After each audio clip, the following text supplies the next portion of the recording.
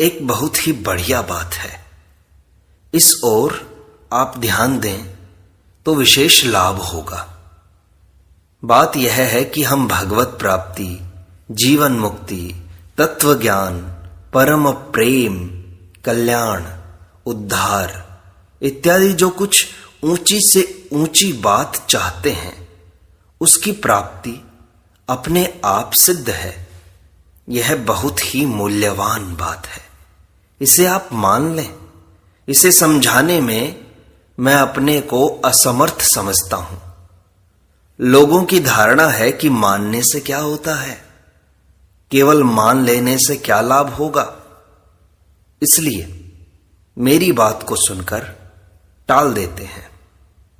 अब आप ध्यान दें, गीता में भगवान ने कहा है, प्रकृतिम पुरुषम चैव विद्यानादि उभावपि। अर्थात प्रकृति और पुरुष दोनों को ही तू अनादि जान। और कहा है, क्षेत्रज्ञम चापिमाम विद्धि सर्व क्षेत्रेषु भारत। अर्थात हे अर्जुन, तू सब क्षेत्रों में क्षेत्रज्ञ अर्थात जीवात्मा भी मुझे ही जान। अभिप्राय यह है कि प्रकृति और पुरुष दोनों भिन्न भिन्न हैं, ऐसा मान लें। आप पुरुष हैं और प्रकृति आपसे भिन्न है। तात्पर्य यह निकला कि आप जिससे अलग हैं अर्थात मुक्त होना चाहते हैं, उस प्रकृति से आप स्वतः मुक्त हैं। केवल आपने सच्ची इच्छा से प्रकृति को पकड़ रखा है, उसे स्वीकार कर रखा है। प्रकृति को पकड़ने से ही दुख और बंधन हुआ है। इसे छोड़ दें तो आप ज्यों के त्यों ही हैं, जीवन मुक्त हैं। आप निरंतर रहने वाले हैं और प्रकृति निरंतर बदलने वाली है। वह आपसे स्वाभाविक अलग है। प्रकृति ने आपको नहीं पकड़ा है, अपितु आपने ही प्रकृति को पकड़ा हुआ है और मेरे की मान्यता उसमें की हुई है। मैं मेरे की मान्यता करना ही भूल है।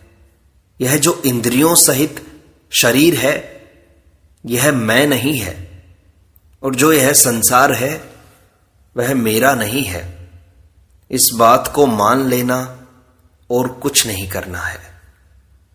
कारण कि वस्तुतः बात ऐसी ही है। आप निरंतर रहने वाले और संसार निरंतर जाने वाला है। इस ओर केवल दृष्टि करनी है और कुछ नहीं करना है। यह करना कराना सब प्रकृति संसार के राज्य में है। जिस क्षण आपका यह विचार दृढ़ हुआ कि हम संसार से अलग हैं, उसी क्षण मुक्ति है। संसार से संबंध मानने में खास बात है उससे सुख लेने की इच्छा। यह सुख लेने की इच्छा ही संपूर्ण दुखों, पापों, अनर्थों, दुराचारों, अन्यायों आदि की जड़ है। जब तक सांसारिक पदार्थों के संग्रह और सुख भोग की इच्छा रहेगी, तब तक चाहे कितनी ही बातें सुन लो, पढ़ लो, सीख लो और चाहे त्रिलोकी का राज्य प्राप्त कर लो, फिर भी दुख मिटेगा नहीं। यह पक्की बात है। संग्रह और सुख भोग की वृत्ति चेष्टा करने से नहीं मिटेगी। यहां चेष्टा की बात ही नहीं है। आपने मैं मेरे की मान्यता की हुई है। मानी हुई बात न मानने से ही मिटती है, चेष्टा से नहीं। विवाह होने पर स्त्री पुरुष को अपना पति मान लेती है, तो इसमें पति मानने में कौन सी चेष्टा करनी पड़ती है? बस केवल मानना ही तो है। किसी से संबंध जोड़ने में और संबंध तोड़ने में सब स्वतंत्र हैं। वास्तव में हमारा संबंध केवल परमात्मा से है। भूल से हमने प्रकृति से अपना संबंध जोड़ लिया है। अब उस माने हुए संबंध को तोड़ लेना है, बस यही काम है हमारा। परमात्मा से हमारा संबंध स्वाभाविक है, सच्चा है, और प्रकृति से हमारा संबंध अस्वाभाविक है, बनावटी है। अस्वाभाविक और बनावटी संबंध को तोड़ देना है। वह टूटेगा प्रकृति से अपना संबंध न मानने से। पहले अपने को बालक मानते थे, पर क्या अब अपने को बालक मानते हैं? तो जैसे बालकपन के साथ आपने मान्यता की थी, वैसी ही अब जवानी के साथ मान्यता कर ली है कि मैं जवान हूं, ऐसे ही मैं रोगी हूं, मैं निरोग हूं, इत्यादि मान्यताएं कर ली हैं। वृद्धावस्था के साथ मान्यता कर ली और फिर मृत्यु के साथ मान्यता कर ली। विचार करें कि मान्यता करने के सिवाय आपने और कौन सी चेष्टा की? जैसे आपने पहले अपने को बालक माना, वैसे ही अब अपने को बालक न मानकर जवान मान लिया। तो केवल मान्यता ही मान्यता है, न कोई चेष्टा है, न कोई विचार। इतनी सुगम बात संसार में है ही नहीं। केवल संयोगजन्य सुख की इच्छा के कारण ही कठिनाई हो रही है। वह संयोगजन्य सुख भी ऐसा है कि जिससे परिणाम में दुख ही दुख मिलता है। सुख की लालसा से महान अनर्थ होगा ही। इसे टालने की ताकत ब्रह्मा जी में भी नहीं है। रुपए मिल जाएं तो सुखी हो जाऊंगा, पदार्थ मिल जाएं तो सुखी हो जाऊंगा, यहीं सारी बात अटकी हुई है। आज तक इन पदार्थों से किसी को पूर्ण सुख नहीं मिला, मिल सकता ही नहीं। बालकपन से ही सुख लेने के पीछे पड़े हैं। अब तक कितना सुख ले लिया, बताओ तो सही। धन भी इकट्ठा किया है, विषय भोग भी भोगे हैं, थोड़ी बहुत मान बढ़ाई भी मिली है। इस प्रकार संसार का थोड़ा नमूना आप हम सबने देखा है। क्या इनसे तृप्ति हुई? क्या इनसे पूर्ण सुख मिला? यदि नहीं मिला तो फिर इनके पीछे क्यों पड़े हो? क्या कोई वहम बाकी रह गया है? बाकी यही रहा है कि बढ़िया दुख मिलेगा, सिवाय दुख के और कुछ नहीं मिलेगा। यह कोई मामूली खेल तमाशे की बात नहीं है।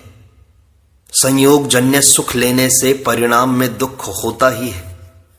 सच्चा सुख, आनंद बाहर से नहीं आता, अपितु भीतर से निकलता है। सच्चे सुख का अंत नहीं आता। एक बार मिलने पर फिर कभी बिछुड़ता नहीं। पर जब तक बाहर का सुख लोगे, उसकी इच्छा करोगे, उसे महत्व दोगे, तब तक भीतर का सुख मिलेगा नहीं। संयोगजन्य सुख की इच्छा को दूर करने का उपाय है दूसरों को सुख कैसे मिले, ऐसी जोरदार इच्छा। भीतर में व्याकुलता उत्पन्न हो जाए कि दूसरों का दुख कैसे मिटे। मैं करने पर जोर नहीं देता हूं, अपितु भाव बनाने पर जोर देता हूं। भाव से चट काम होता है। भाव हो तो करना स्वतः हो जाएगा। संपूर्ण प्राणियों के सुख का भाव होने पर अपने सुख की लालसा आराम से मिट जाएगी, और अपने सुख की लालसा मिटने पर प्राप्त वस्तु मुक्ति का, प्रेम का अनुभव सरलता से हो जाएगा। देखो, संसार में संयोग और वियोग दो चीजें हैं। जैसे आप और हम मिले तो यह संयोग हुआ, तथा आप और हम अलग हुए तो यह वियोग हुआ। तो ये जो संयोग और वियोग हैं, इन दोनों में वियोग प्रबल है। तात्पर्य यह है कि संयोग होगा कि नहीं होगा इसका नहीं पता, पर वियोग जरूर होगा, यह पक्की बात है। जिसका वियोग हो जाए उसका फिर संयोग होगा, यह निश्चित नहीं। पर जिसका संयोग हुआ है उसका वियोग होगा, यह निश्चित है। इससे यह सिद्ध होता है कि जितने भी संयोग हैं सब वियोग में जा रहे हैं। प्रत्येक संयोग का वियोग हो रहा है। यह सबके अनुभव की बात है। अब इसमें बुद्धिमानी की बात यह है कि जिसका वियोग अवश्यम भावी है, उसके वियोग को हम अभी वर्तमान में ही मान लें। फिर मुक्ति, तत्व ज्ञान, बोध अपने आप हो जाएगा। कितनी सरल बात है। शरीर, इंद्रियां, मन, बुद्धि, प्राण, मैंपन, सबका एक दिन वियोग हो जाएगा। आप इनके वियोग का अनुभव वर्तमान में ही कर लें। प्रत्येक संयोग वियोग में बदल जाता है, इसलिए वास्तव में वियोग ही है, संयोग है ही नहीं। संयोग रूपी लकड़ी निरंतर वियोग रूपी आग में जल रही है। जीव का वास्तविक संबंध परमात्मा के साथ है, जिसे योग कहते हैं। इसका कभी वियोग नहीं होता। वस्तुतः परमात्मा से जीव का वियोग कभी हुआ ही नहीं। जीव केवल परमात्मा से विमुख हो जाता है। मनुष्य का संसार से संयोग होता है, योग नहीं होता। संयोग का तो वियोग हो जाता है, पर योग सदा रहता है। जैसे यहां हम 2 महीने के लिए आए हैं, अब 15-20 दिन गुजर गए, तो क्या अब भी 2 महीने हैं? ये 15-20 दिन वियुक्त हो गए, हम इनसे अलग हो गए और अलग हो ही रहे हैं। एक दिन पूरा वियोग हो जाएगा। ऐसे मात्र पदार्थ, परिस्थिति, अवस्था आदि का हमसे वियोग हो रहा है। कोई नया संयोग होगा तो वह भी वियोग में जाएगा। इसमें क्या संदेह है बताओ? तो इस वियोग को ही हम महत्व दें, इसे ही सच्चा माने, फिर परमात्मा में स्वतः हमारी स्थिति हो जाएगी। कारण कि सच्चाई से ही सच्चाई में स्थिति होती है। परमात्मा में स्थिति का नाम ही है मुक्ति, जो अवश्यम भावी है, अर्थात जिसका होना निश्चित है। उस वियोग को पहले ही स्वीकार कर लें, तो फिर अंत में रोना नहीं पड़ेगा। विनय पत्रिका में श्री गोस्वामी तुलसीदास जी लिखते हैं, मन पछितई है अवसर बीते, अंतहु तो ही तजेंगे पामर, तू न तजई अबहीते। वर्तमान में ही वियोग को स्वीकार कर लेना चाहिए। भगवान गीता में कहते हैं, तम विद्याद दुख संयोग वियोगम योग संजितम। दुख रूप संसार के संयोग के वियोग का नाम योग है। संयोग में विषमता रहती है, संयोग के बिना विषमता नहीं होती। संयोग का त्याग करने से विषमता मिट जाती है और योग प्राप्त हो जाता है। समत्वम योग उच्यते। फिर न कोई दुख रहता है, न संताप रहता है, न जलन या हलचल ही रहती है। जब तक संयोग है तब तक प्रेम से रहो, दूसरों की सेवा करो, जितनी बन सके सेवा कर दो। बदले में किसी वस्तु की आशा मत रखो। जिनसे वियोग ही होगा उसकी आशा रखे ही क्यों? माता, पिता, स्त्री, पुत्र, भाई, बंधु इत्यादि जितने भी हैं, उन सबसे एक दिन वियोग होगा। उनसे अच्छे से अच्छा व्यवहार कर दें। मन की यह गलत भावना निकाल दें कि वे बने रहेंगे।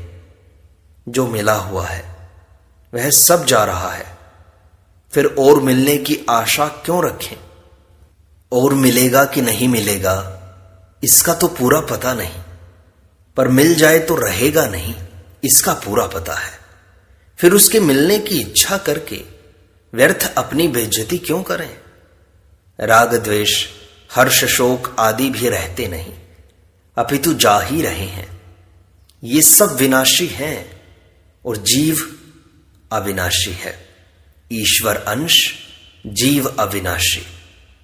विनाशी का संग छोड़ना मुक्ति है और अविनाशी में स्थित होना भक्ति है। विनाशी का वियोग हो ही रहा है, इस वियोग को अभी ही स्वीकार कर लें, फिर मुक्ति और भक्ति दोनों ही स्वतः सिद्ध हैं।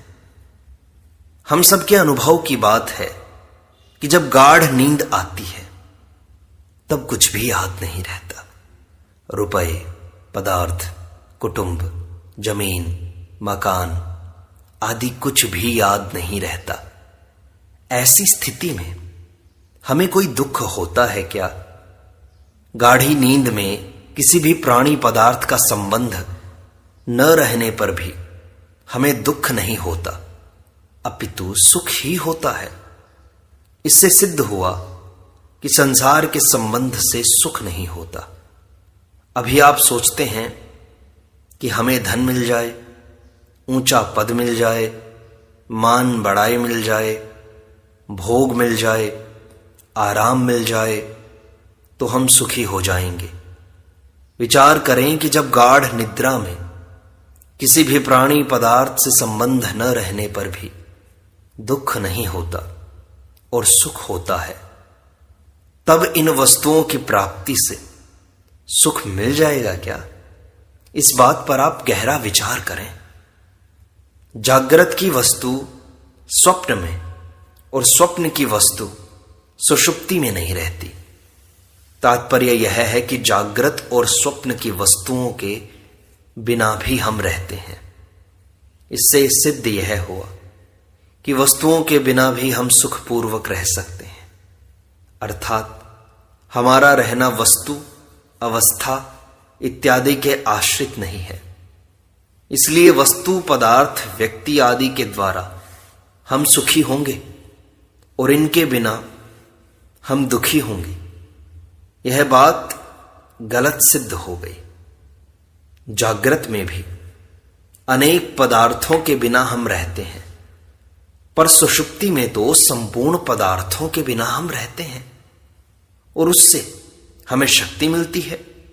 अच्छी गहरी नींद आने पर स्वास्थ्य अच्छा होता है और जगने पर व्यवहार अच्छा होता है। नींद के बिना मनुष्य का जीना कठिन है। नींद लिए बिना उसे चैन नहीं पड़ता। इससे सिद्ध हुआ कि संपूर्ण वस्तुओं के अभाव के बिना भी हम रह नहीं सकते। वस्तुओं का अभाव बहुत आवश्यक है हमारे लिए। अतः अनुभव के आधार पर हमारी यह मान्यता गलत सिद्ध हो गई कि धन, संपत्ति, कुटुंब आदि के मिलने से ही हम सुखी होंगे और उनके बिना रह नहीं सकेंगे। नींद में इन सबके बिना रहते हो ना। सुषुप्ति में वस्तुओं के बिना भी हम जीते ही हैं। जीते ही नहीं, सुखी भी तो होते हैं और शरीर, इंद्रियों, मन, बुद्धि सब में ताजगी भी तो आती है। जागृत में जब वस्तुओं से संबंध रहता है तब हमारी शक्ति क्षीण होती है और नींद में वस्तुओं का संबंध न रहने से शक्ति संचित होती है। वस्तुओं के संबंध विच्छेद के बिना और नींद में क्या होता है? यदि जागृत अवस्था में ही हम वस्तुओं से अलग हो जाएं, उनसे अपना संबंध न माने, उनका आश्रय न लें, तो जीवन मुक्त हो जाएं। नींद में तो बेहोशी रहती है, इसलिए उससे जीवन मुक्त नहीं होते। संपूर्ण वस्तुओं से संबंध विच्छेद होना मुक्ति है। मुक्ति में जो आनंद है वह बंधन में नहीं है। मुक्ति में आनंद होता है वस्तुओं के संबंध छूटने से। नींद में जब वस्तुओं को भूलने से भी सुख शांति मिलती है, तब जानकर उसका संबंध विच्छेद करने से कितनी सुख शांति मिलेगी। शरीर और संसार एक हैं, ये एक दूसरे से अलग नहीं हो सकते। शरीर को संसार की और संसार को शरीर की आवश्यकता है, पर हम स्वयं आत्मा शरीर से अलग हैं और शरीर के बिना भी रहते ही हैं। शरीर उत्पन्न होने से पहले भी हम थे और शरीर नष्ट होने के बाद भी हम रहेंगे। इस बात का पता न हो तो भी यह जानते ही हैं कि जब गाढ़ निद्रा में जब शरीर तक की याद नहीं रहती तब भी हम रहते हैं और सुखी रहते हैं। शरीर से संबंध न रहने से शरीर स्वस्थ होता है। संसार से संबंध विच्छेद होने पर आप भी ठीक रहोगे और संसार भी ठीक रहेगा। दोनों की आफत मिट जाएगी। शरीर आदि पदार्थों की गरज और गुलामी मन से मिटा दें तो महान आनंद रहेगा। इसी का नाम जीवन मुक्ति है। शरीर, कुटुंब, धन आदि को रखो, पर इनकी गुलामी मत रखो। जड़ वस्तुओं की गुलामी करने वाला जड़ से भी नीचे हो जाता है। फिर हम तो चेतन हैं। जागृत, स्वप्न और सुषुप्ति तीनों अवस्थाओं से हम अलग हैं। ये अवस्थाएं बदलती रहती हैं, पर हम नहीं बदलते। हम इन अवस्थाओं को जानने वाले हैं और अवस्थाएं जानने में आने वाली हैं, अतः इनसे अलग हैं। जैसे छप्पर को हम जानते हैं कि यह छप्पर है, तो हम छप्पर से अलग हैं, यह सिद्ध होता है।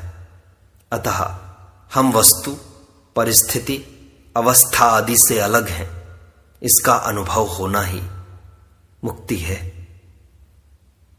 एक बहुत सुगम बात है, उसे विचार पूर्वक गहरी रीति से समझ लें तो तत्काल तत्व में स्थित हो जाएंगे, मुक्त हो जाएंगे।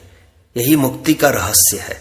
जैसे राजा का पूरे राज्य से संबंध होता है, वैसे ही परमात्म तत्व का मात्र वस्तु, व्यक्ति, क्रिया आदि के साथ संबंध है। राजा का संबंध तो मान्यता से है, पर परमात्मा का संबंध वास्तविक है। हम परमात्मा को भले ही भूल जाएं, पर उसका संबंध कभी नहीं छूटता। आप चाहे युग युगांतर तक भूले रहें, तो भी उसका संबंध सबके साथ एक समान है। आपकी स्थिति जागृत, स्वप्न या सुषुप्ति किसी अवस्था में हो, आप योग्य हो या अयोग्य हो, विद्वान हो या अनपढ़, धनी या निर्धन, परमात्मा का संबंध सब स्थितियों में एक समान है। इसे समझने के लिए एक युक्ति बताता हूं। आप मानते हैं कि बालकपन में मैं था, अभी मैं हूं और आगे वृद्धावस्था में भी मैं रहूंगा। बालकपन, जवानी और वृद्धावस्था तीनों का भेद होने से था, हूं और रहूंगा, ये तीन भेद हुए। पर अपने होनेपन में क्या फर्क पड़ा? भूत, वर्तमान और भविष्य तीनों में अपना होनापन तो एक ही रहा। अतः आप कैसे भी हों, कैसे भी रहें, आपकी सत्ता एक समान अखंड रहती है। आपका कभी अभाव नहीं होता। वह सत्ता ही शरीर, इंद्रियां, मन, बुद्धि आदि को सत्ता, स्फूर्ति देती है। वह शरीर आदि के आश्रित नहीं है। इससे यह सिद्ध हुआ कि आप हरदम है में स्थित हैं। जड़ वस्तु, क्रिया आदि का संबंध न रखकर है से संबंध रखना है। यही जागृत में सुषुप्ति है, यही मुक्ति का सोपान है। वह सत्ता मन, बुद्धि, इंद्रियों, शरीर की क्रियाओं में अनुस्यूत है, पिरोई हुई है। वही मन, बुद्धि आदि का प्रकाशक आधार है। उस सर्व प्रकाशक सर्वाधार में हमें स्थित रहना है। वह सत्ता सदा ज्यों की त्यों रहती है। जागृत, स्वप्न, सुषुप्ति, स्थिरता, चंचलता, योग्यता, अयोग्यता, बालकपन, जवानी, बुढ़ापा, विपत्ति, संपत्ति, विद्वत्ता, मूर्खता आदि सभी में उस सत्ता का प्रकाश है। वस्तुतः उसमें आपकी स्थिति स्वतः सिद्ध है। केवल उसकी ओर लक्ष्य करो, दृष्टि करो। शरीर, इंद्रियां, मन, बुद्धि आदि के साथ संबंध ही मोह है। इस मोह का नाश होने पर स्मृति जागृत हो जाती है। स्मृति का अर्थ है जो बात पहले से ही थी उसकी याद आ गई। कोई नया ज्ञान होना स्मृति नहीं है। अब चाहे कुछ हो जाए, कोई व्यथा आ जाए, अपनी सत्ता में क्या फर्क पड़ता है। केवल अपनी सत्ता की ओर दृष्टि करनी है। फिर इसी क्षण जीवन मुक्ति है। मुक्ति हो जाएगी इसी क्षण, कोई संशय है ही नहीं इसमें कोई अभ्यास नहीं करना है। इसलिए अपनी मान्यता दृढ़ बनाओ, विश्वास रखो, श्रद्धा रखो। इस प्रकार सत्संग का यह भाग यहीं संपूर्णता को प्राप्त होता है। शेष अगले अंक में।